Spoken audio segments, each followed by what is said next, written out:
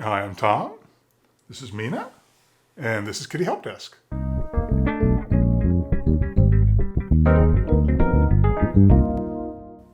Thanks for joining me. Today I wanted to talk to you a little bit about veganism and how that applies to cats. There are those people who believe that they should be able to feed their cats a vegan diet. I'm a vegan myself, and I don't agree with that. And the reason why I disagree with it is that the cat isn't making the choice.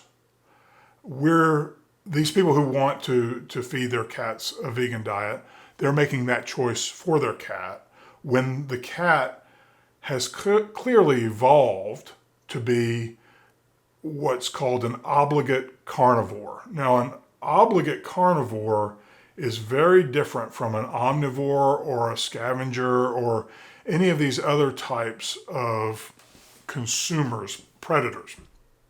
You know, a dog really is a scavenger. They are capable of eating all sorts of different things. Now, it's another discussion entirely as to whether dogs should be fed a vegan diet. I'm not going to get into that today. But for cats, cats require meat to survive. They have evolved to be nearly 100% meat eaters. That's what's called an obligate carnivore. Now, they may ingest some other things. For example, if they eat a mouse, they will ingest the grains or the grasses or whatever was in the mouse's stomach when they consume that mouse. But it doesn't mean that they're going to go out of their way to go, chew on some wheat, because it's just not in their nature to do so. So to feed them something like wheat protein, wheat gluten, which unfortunately is included in some commercial pet food diets for cats, wheat gluten is sometimes used to inflate the protein count in the food without the additional cost of more meat. So, that ingredient, if you see wheat gluten as an ingredient in a pet food, my suggestion would be to go the other way, to pick something else. Now, I am not a veterinarian, so this is all just my opinion. I have read a lot of books on feline nutrition.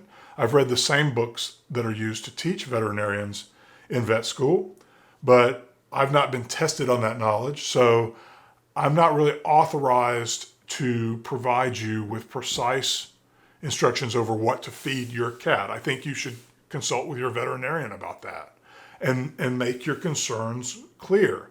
Now, let's be real honest. A lot of veterinarians are not feline nutritionists.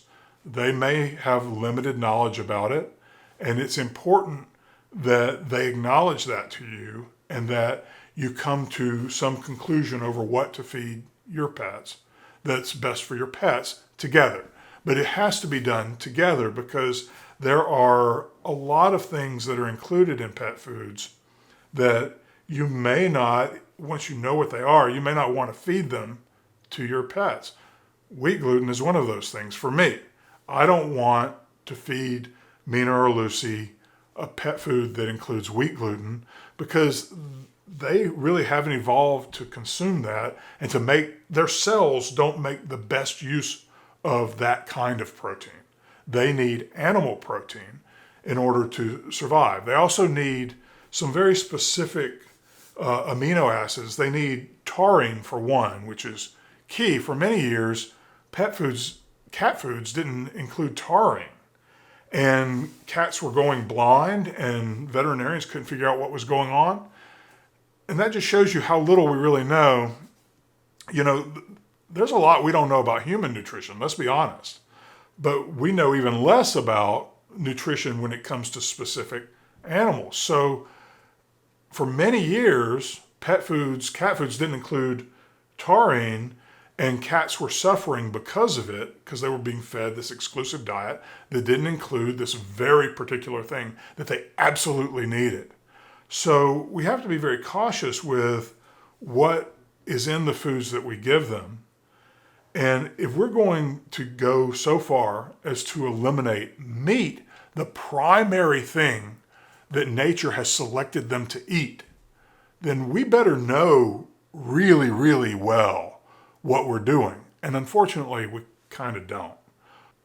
I personally feel very strongly that we should feed cats what cats would eat in the wild, which is meat. And occasionally a little bit of grass as roughage. And that's about it. Like, they really should have, they can digest some carbohydrates, of course, but limited carbs. Like the treats, a lot of treats have way too many carbs, so you have to be very careful in how you sort of dole those out. But to suggest that cats can thrive, not just survive, like a cat could survive just on the cheapest kibble that has very few nutrients. It's like sprayed on Animal Digest to make it attractive and appealing to them.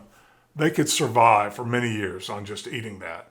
That's not the same thing as thriving. Thriving is where their cells are working at their maximum output. They're doing exactly what they were designed to do. And those cats are going to live long and healthy lives with very little chance of disease because they're thriving. They're physically healthy. And I'm afraid that a vegan diet is never going to provide that for cats. Now, there is a possibility on the horizon, and that is lab-grown meat, which I'm sure you've probably read about as something that is being cultivated in order to deal with food shortages. Now, there is a possibility that lab-grown meats could become, a bigger portion of the human diet in the near future. And those will probably end up with some scrap materials and things that might end up in pet foods.